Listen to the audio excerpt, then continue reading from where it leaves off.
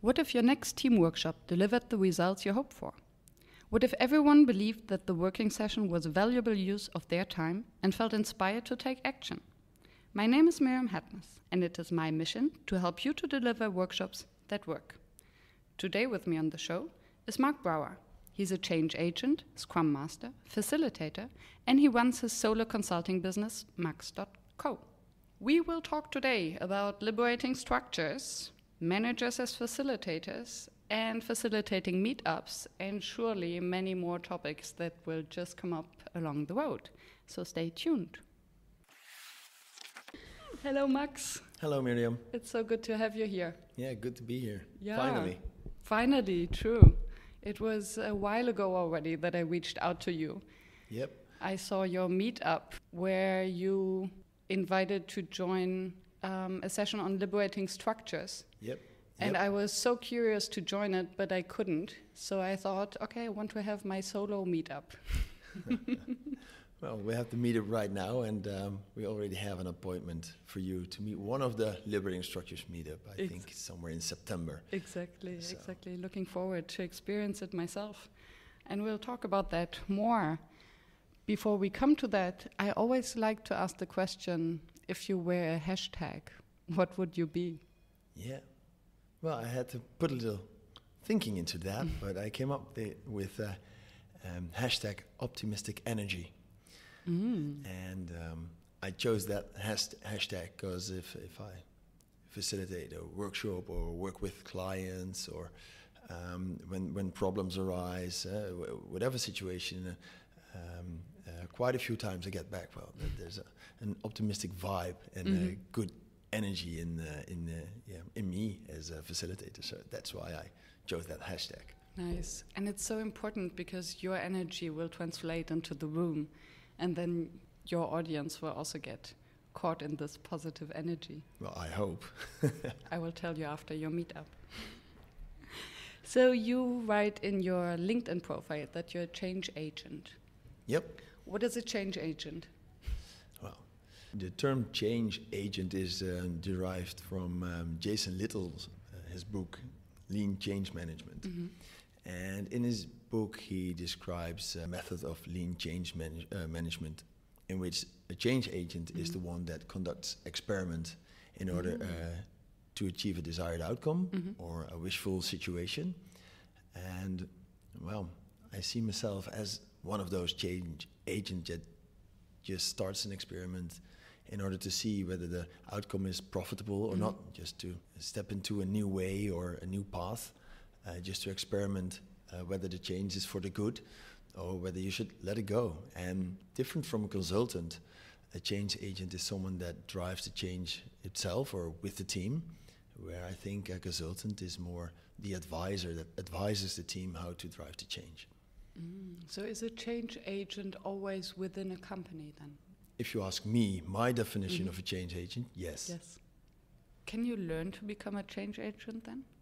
Or what makes you a change agent? Are you appointed a change agent, or do you define yourself as a change agent? Interesting. I think you can't learn to become a change agent from the books or in classes. You just have to start conducting experiments to uncover a desire in an organization, see what options are there, and conduct experiments in order to achieve those desires or desired outcomes. What would these experiments look like? To give you an example, I was on a project with one project manager and 3 sub-projects. And each of those sub-projects had their own meetings and schedules, and they were all way too busy to connect with each other in a proper setting, like on a weekly basis. But they did have on the Monday morning coffee moments just to have a chat about the weekend. Well, I heard the complaints about the lack of conversation they had about their projects, and that was in one of those coffee moments, and I said, wow, this is the time they have every week. They can speak up about their projects in an informal way. What can I do? And I created some options. One of them was a lean coffee, also from Jason Little's Lean Change Management book. And I decided just to experiment with it. And that was like 5 months ago. And even today, they're running a lean coffee every Monday morning because it's such a highly effective way to align between the sub-projects. And that's just, it started as an experiment, it succeeded, and now they're running it every single week. So that's where I was a change agent by, well, gaining insight in the options to solve this problem of alignment and just to experiment with the lean coffee. And it's nice because it builds on something that is already there. Instead of advising or suggesting a structure that is totally new and that might feel artificial or doesn't fit into the schedule. Just see one opportunity that you can tweak a little bit. Yep. And then boom, something nice happens. Yeah, it was very easy to spot this one, but no one spotted it yet. Yeah, so maybe it wasn't that easy. Good eye.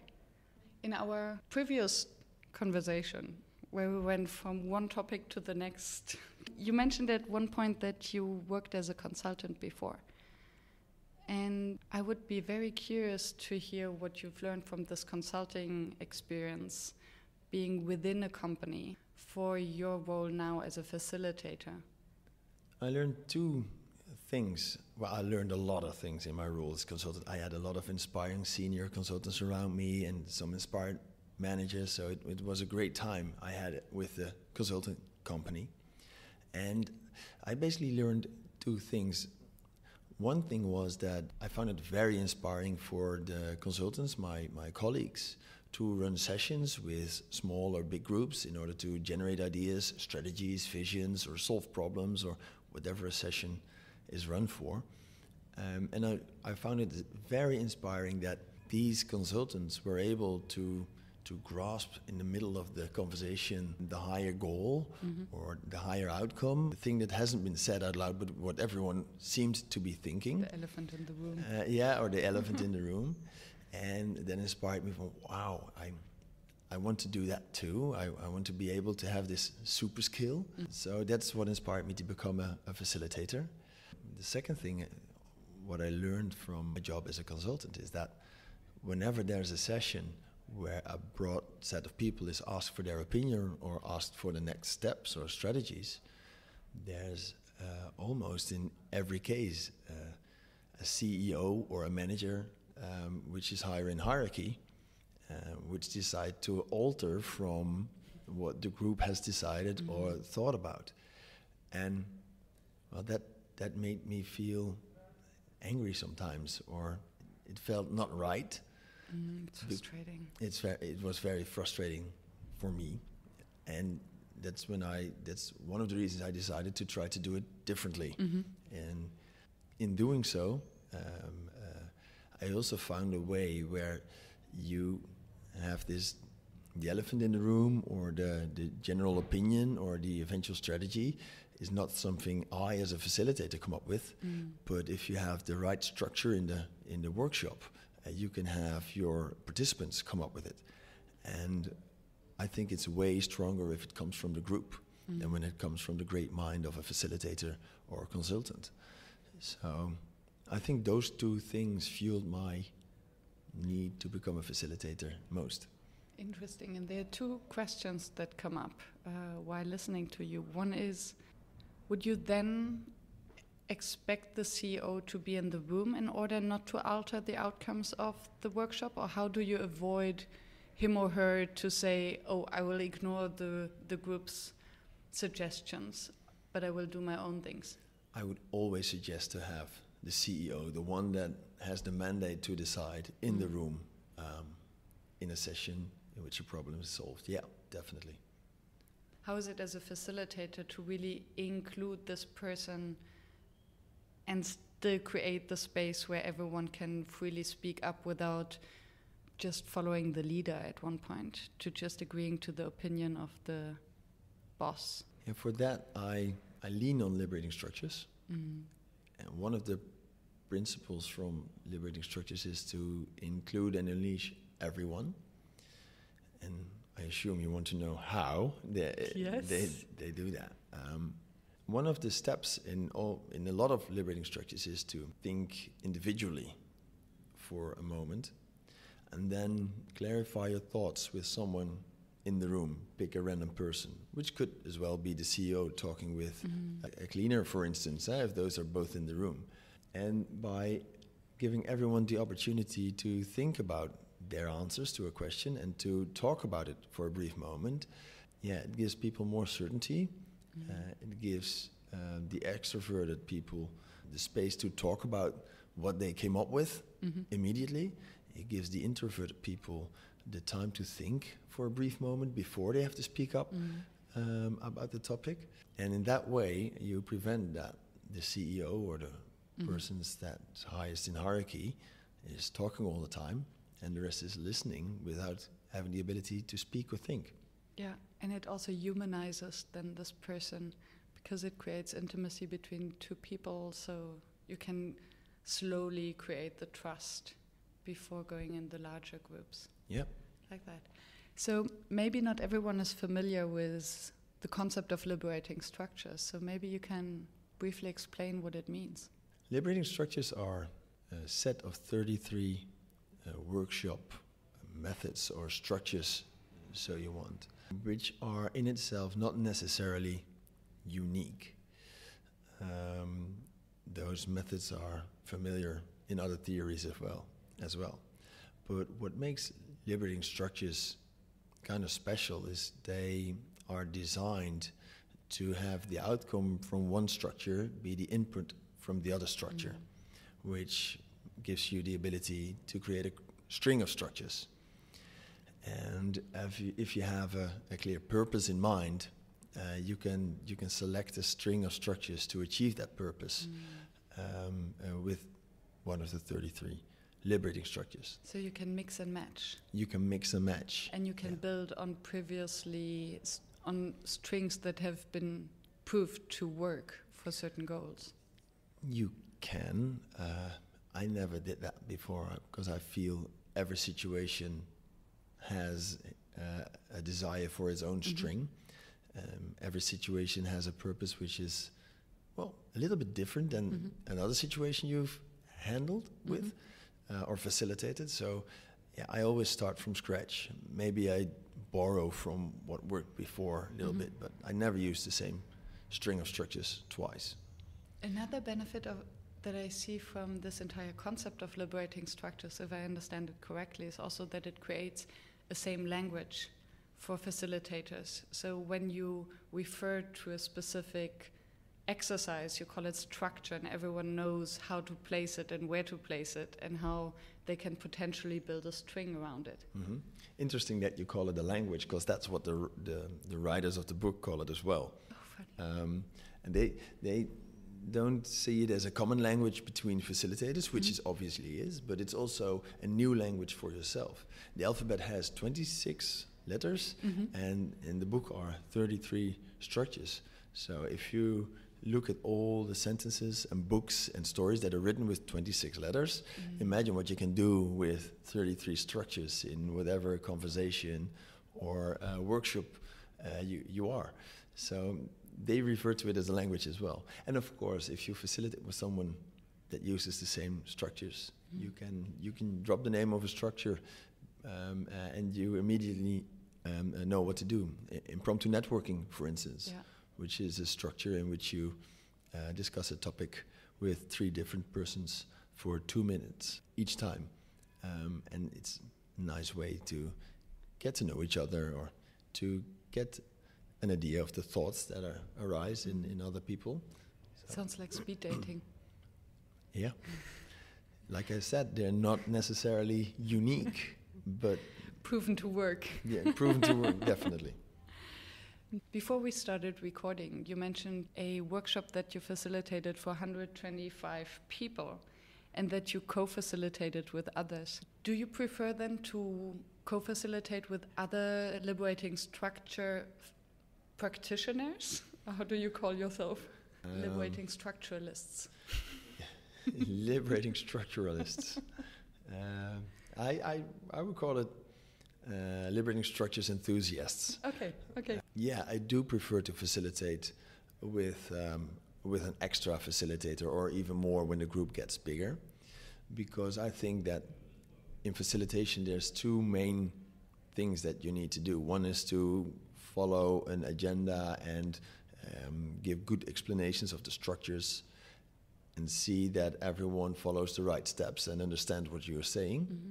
The other thing you need to do is have an eye on the group and make a judgment on how the group is feeling and where the discussion is going, and whether you address the right topic, and whether the next step of the string you have in mind is still the right step for the group that you have in the room. Mm-hmm. To do both things at the same time, it's quite a challenge. Apart from that, it's really useful to discuss any new ideas you have with a partner before you apply them in front of the whole group. So yes, I do like to facilitate with an extra facilitator, yeah. What would be the threshold where you say, okay, it's better to have, in terms of group size, where it's better to have a second facilitator? And when can it be maybe even disturbing if the group is maybe too small, that you always have to align and to discuss every step that you are taking instead of just improvising spontaneously? I have no experience with it being annoying, apart from that one of the managers wanted to be co-facilitator and just assumed that role. Interesting. I'm curious to hear more about that experience. Well, maybe we come to that topic later. But I would say that from a group of more than 15, it's kind of necessary to have an extra facilitation in order to deliver the perfect workshop. I did workshops of about 25 to 30 people on my own. It's not impossible, but I think you assume a fragile position as facilitator when you facilitate such a big group on your own, without the possibility to align and discuss with another facilitator what's best, because you can't check in with 25 people or 30 people all the time. Yeah. And even the general check-in round will take more time, more space. 25 people, I wouldn't do a general check-in round. How would you do it then? For instance, with the impromptu networking or speed dating, I would have them check in with each other instead of with the whole group. And then afterwards, you just ask a couple of things that stood out. And I'll do some other simple exercise in small groups to have them check in with each other. In our previous conversation, we had this simple check-in method of discussing your superpower in a small group of 4 to 5 people. Yeah. That's a way of checking in as well. To put your best self aside, put your ego aside a bit, or whatever, and discuss some non-business-like thing, a hobby no one knows about, or something like that. Yeah, that's what you mentioned that you did, and that some interesting and funny things came up. Yeah, someone appeared to be a rally driver. It was a lady in the room that appeared to be a rally driver. Well, wow. How did the man react? With big eyes. I can imagine. And it's interesting, I think, how the energy immediately changes when some surprising fact or even laughter coming up. There's this instant ease that fills the room. Yeah, well, that's the whole point of checking in, to get everyone at ease and to let people connect with each other before you go onto the topic, just to leave the hierarchy, ego, roles, objectives outside for the first few minutes and then get to the topic. I truly believe that's in the benefit of the workshop outcome. Totally. I have a friend, he even starts a private conversation with a check-in. And I actually like that. Well, he doesn't label it as a check-in, but I think most of us, that's how we start conversations, even in our private life. We usually ask, so how are you doing? And then, unfortunately, most of the time we just answer, fine. Yeah. Which basically ends the conversation. Which is not really a check-in, is it? Yeah, so I try to experiment with different check-in questions in my private life. So I think I earned a name with that already. The awkward one. Previously you mentioned, I would love to come back to your experience with having the manager who wants to co-facilitate. How did he come up? Was it something that was discussed beforehand, or did he at one point during the workshop stand up and say, I want to join? In this case, the manager wanted to have a certain outcome from the workshop, which on beforehand I said was not possible. He wanted the group to form KPIs within a day while they didn't knew each other, and they were forming one new team out of 3 teams the same day. The same day they got the message, and they wanted the teams to form KPIs. That's ambitious. So in the preparations, we tried to convince the manager that what he was willing was impossible or not possible within a group process with a good atmosphere like it should be. And we designed a process in which the group got to know each other first, and then slowly but certainly was crafting objectives for the new team, which was a pretty high goal. Yeah, as far as I was already for day one. Yeah. Halfway the day, the manager just said, "Okay, I'm not getting the results I want. I want this meeting to be different. I want to do different topics. I want to do different structures." And he stood up and started to do so. So I really had to talk with this manager in the break to either take control of the complete day or let me finish the day as I think was appropriate and which I think I was hired for, because otherwise I needed to stop at that moment. I wouldn't facilitate the way he wanted me to at that time because I didn't believe in that. So it was a really interesting story. I bet, and it asks a lot of courage also then to stand up and to say, okay, it's either I do my job because I'm the expert, or you're just doing it your way, but then you don't take the responsibility. You as a facilitator, you don't take the responsibility for the outcome, which might not be reached as he expects it. Exactly, and it's one of the things that Priya Parker writes in her book, for instance. You should never be a chill host, and you should govern your meeting with a generous authority. Yeah.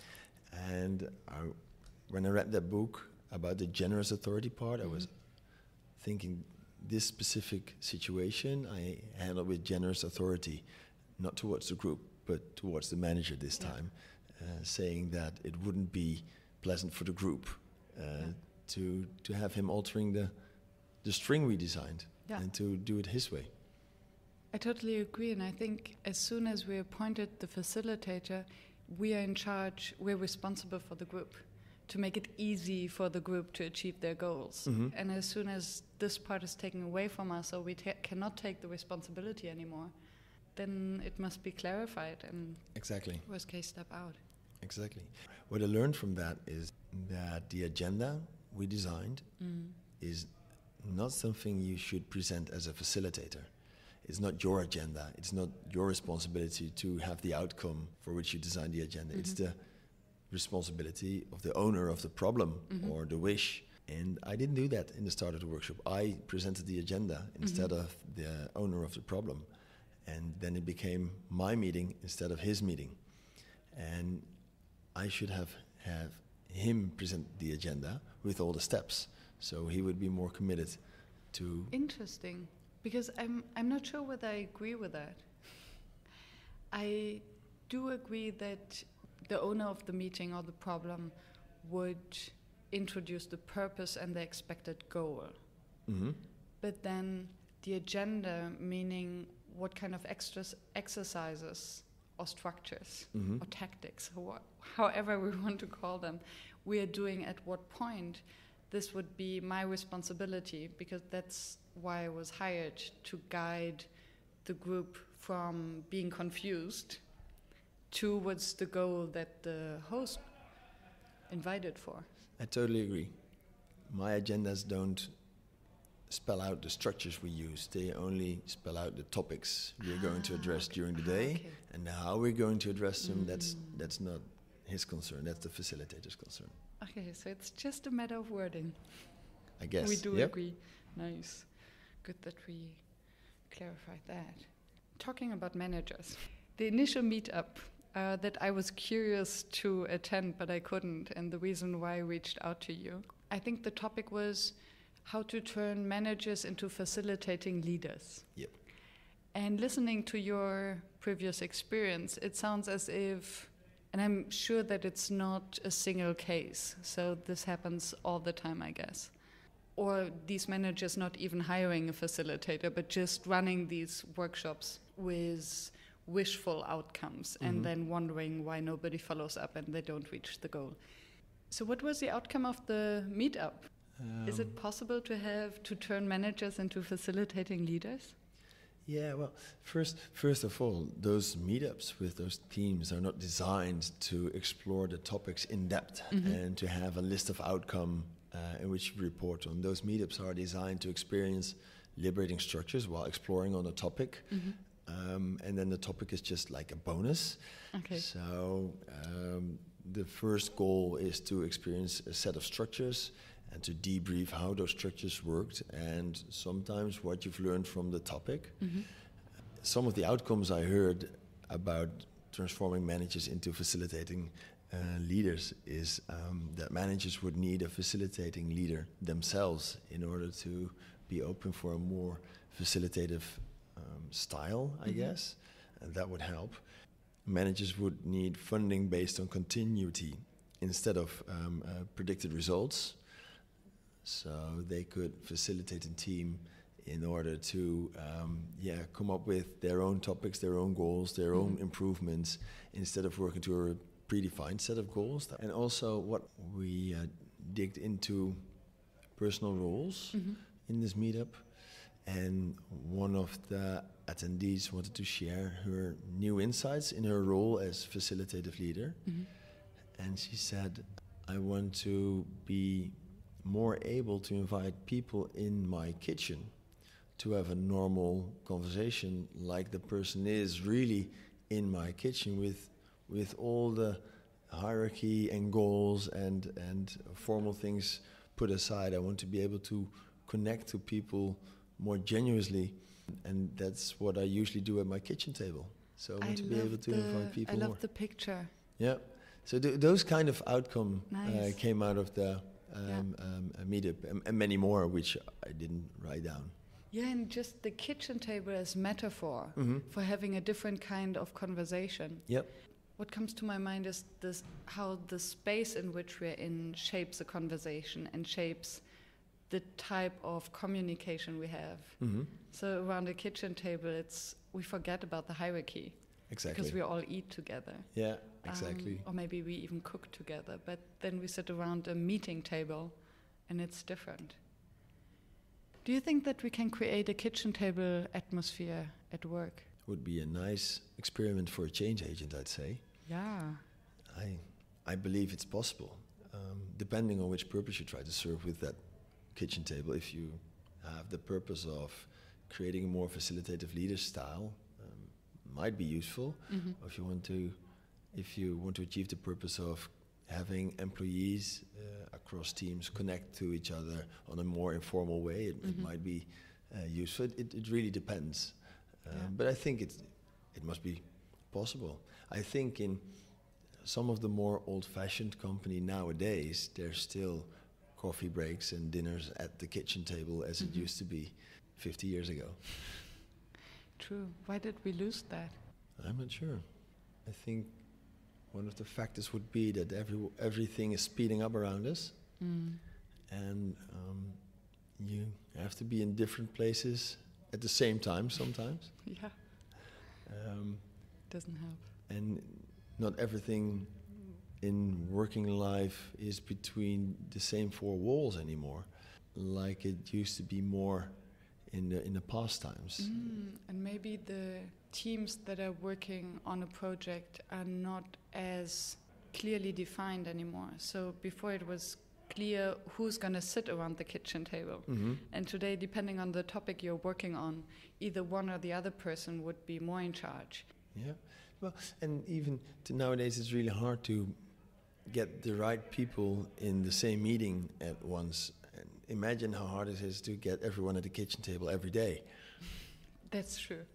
That's true. The mystery of the kitchen table at work.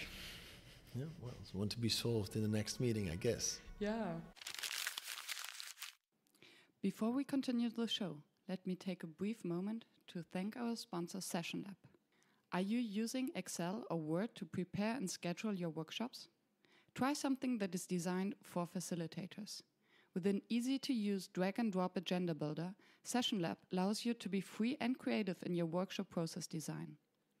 Session Lab also comes with an immense built-in library of workshop activities and facilitation techniques to help you to find new inspiration for your sessions.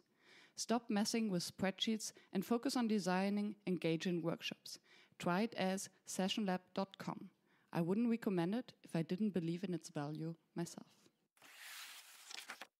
I like the idea that these meetups are not specifically to explore a specific topic, but is more an umbrella to present liberating structures in a string. So how would you adjust your string to the different topic?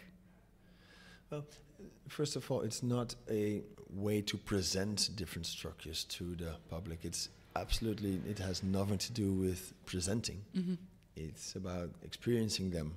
The hard thing about liberating structures, or a lot of workshop methods, is you can explain the steps, but you can't explain the effect it has on a group and how they work towards an outcome. Mm. I'm not sure. Maybe you have the same experience, but when you try to explain a method that you want to use in a workshop, you're on ice. If you're talking to a non-facilitator, if you're talking to a non-facilitator, yeah. So these meetups are all about experiencing liberating structures, experimenting with liberating structures for the facilitators that facilitate them.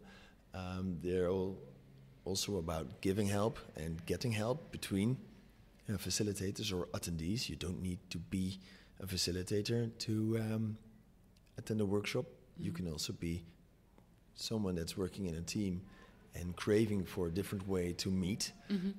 You don't need to be a facilitator. Becoming a change agent? To become a change agent, for instance, yeah. And then your question was how you craft a string. Yeah, depending on the specific topic. Depending on the specific topic. Well, you take the topic in mind and you create a purpose around that topic. Mm-hmm. And for instance, for transforming managers into facilitating leaders, you can say to explore ways to transform into a facilitating leader, mm-hmm. and to end the meeting with a concrete 3 steps to take in order to become a facilitative leader. And if you have that as a purpose, mm-hmm. then you can select a set of structures that goes into a string. For instance, we selected a fishbowl this time, mm-hmm. Which is a way to have the story of a few experienced people expand to the whole group in the room, and we put some experienced people in the middle and have them talking about their experiences in on facilitative leadership. And then we did a structure which is called Wicked Questions. Mm-hmm. And Wicked Questions is about 2 seemingly opposing strategies, which are always evident in organizations, and how to cope with them, how to form a strategy that gives space for both strategies, mm-hmm. and gives you the room to achieve your goals. And then we selected more structures as well in order to achieve our purpose of the meetup. So, as you might have realized, that I have never experienced the Liberating Structures workshops myself yet, but the meetup is in my calendar already. What I just realized is that I always come across the word or the concept of min-specs. Mm-hmm. What is a min-spec? Wow. Min-specs is minimum specifications. Mm-hmm. And the structure, you want me to explain the steps in the structure? Sure. The structure is about how to get a min-specs list out of a maximum specifications list. And you invite individuals to make 2 lists of what to do in order to achieve a goal or purpose, and what not to do in order to achieve a goal or purpose. And you set a couple of individuals together in groups of, say, 4, and then you ask them to combine their lists in one long list. or what you should do to achieve a purpose and what you should not do to achieve a purpose. And if anything new arises to your mind, you can just add it to the list of must-dos and must-not-dos. Then you invite the participants to cross away everything you can violate and still achieve your purpose. So you invite the group to cross away whatever they thought they must do, but they actually don't have to do instead of achieving your purpose. And then you invite the group to make the list as short as possible to a maximum of 3 or 5 items that you absolutely must do to achieve your purpose. And then you have your min-specs list. Okay, so it's a structure, it's not a general concept. Now I see. So from your experience, what is easier for the group to do? Is it to define the long list of the do's or the long list of the don'ts? Well, the long list of the do's is mostly 3 times as long as the long list of the don'ts. And sometimes happen that people don't have any don'ts, or even only the don'ts, which are the opposites of the do's.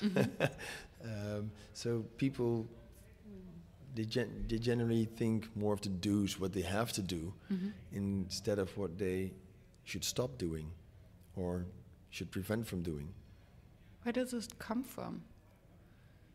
Wow. I think it's a general thing that you think in what you should do. If I have a moment of relaxation, most of the times things I still have to do pop up. Yeah. I'm not used to thinking of stuff that I should stop doing. Of course, there's a liberating structure for that called TRIZ,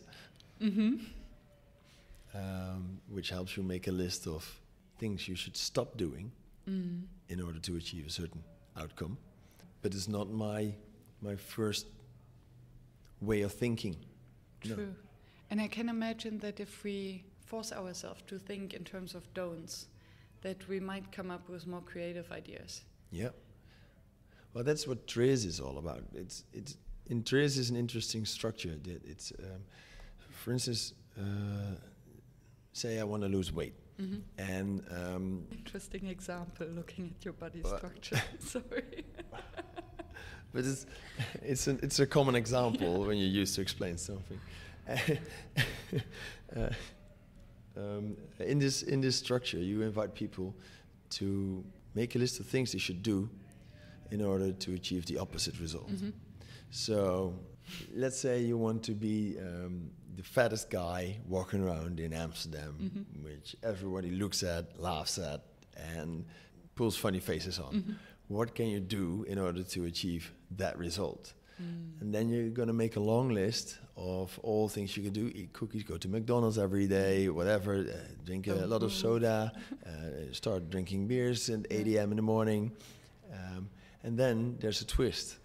You ask participants to take a look at the list and to mark what they're actually doing already, even if it is a tiny little bit. So if you're not going to McDonald's every day, but you go to McDonald's once a week, then that's one of the things you're doing in order to achieve this undesired outcome. Yeah. And the next step is identify some first steps which you can take to stop doing those interesting actions. Very interesting. I enjoyed doing what I call premortem, not me, but the Stoics called premortem. So what can we do in order to fail? And I like the twist of identifying those we are already doing. I will try that out next time. Yeah, it brings a lot of laughter with it, normally. I can imagine. It's fun. Yeah, because we are so unaware very often of what we actually do that is completely against our wishful outcome. Exactly. Yeah, self-sabotage, I think that's how we call it. Love doing that. It's one of my hobbies. I would be very curious to explore a little bit your experience from the meetups in general.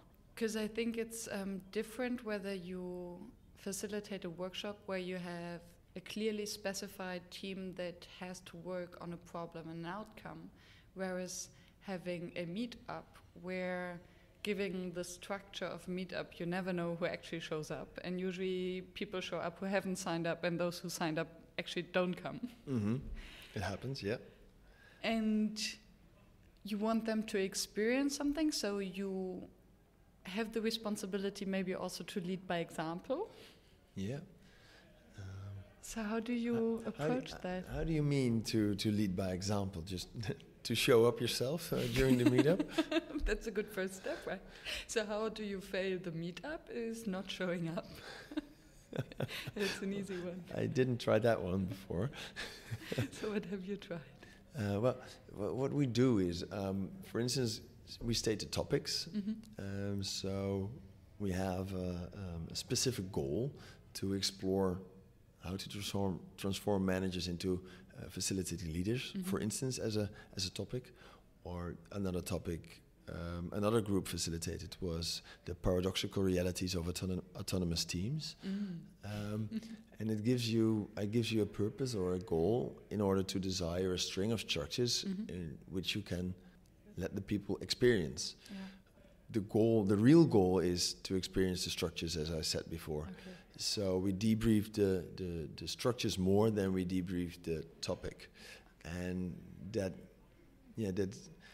gives less reason for a clear purpose other than experiencing the structures. And then it's also very different from facilitating a workshop for a team, where it's more about helping them to come to an outcome Mm-hmm. and to a specific result that then would lead to the next structure.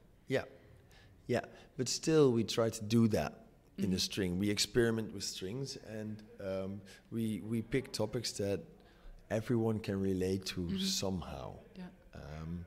So everyone has some thoughts about it, or some experience with it, or read something about it. And if everyone can relate to a topic, you can have a conversation about Mm-hmm. it.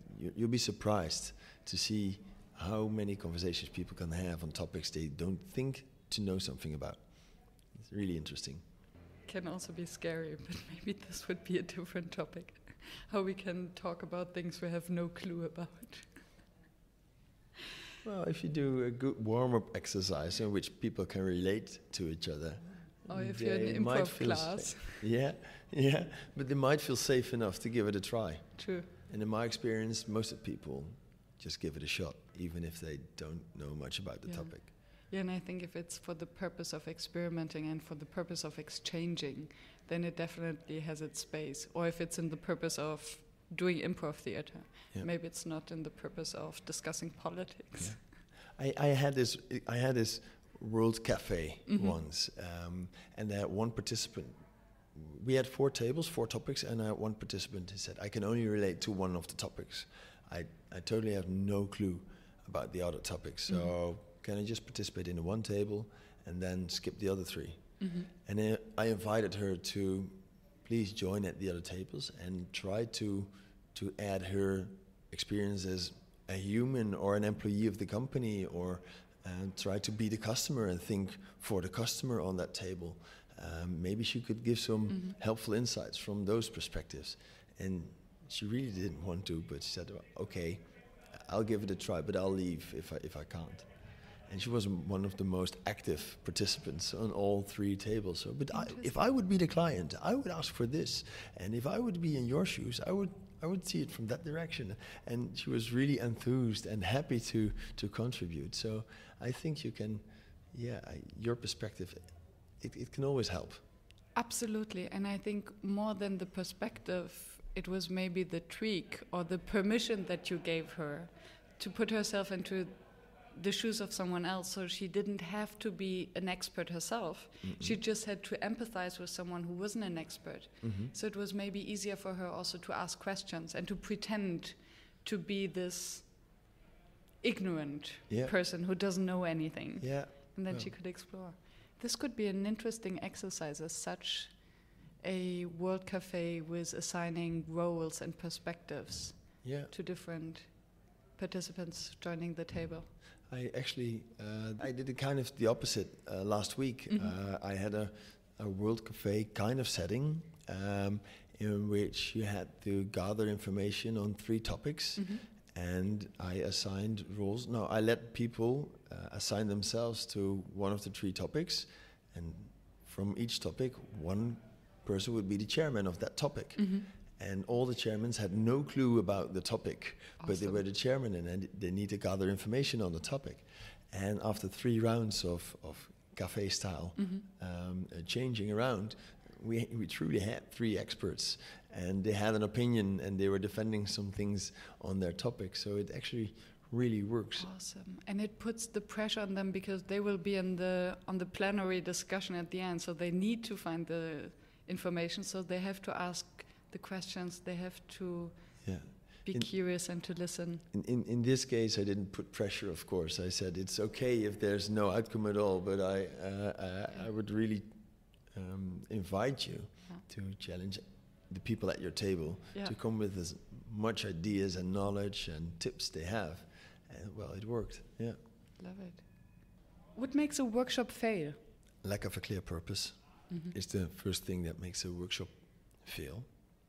The second thing is to not select a set of methods in order to achieve that one purpose. Copy-paste a string of methods could be a recipe for disaster. And another thing would be inviting the wrong people in the room, or inviting not enough people in the room. There are 3 recipes for disaster. There are many more, of course, but those 3 are recipes for disaster in my experience. I can relate to that. Thank you. My final question to all of my guests is usually to imagine the situation that a listener fell asleep after minute 1, suddenly wakes up, and like, oh, I don't have time to listen to the entire show again. What must I remember?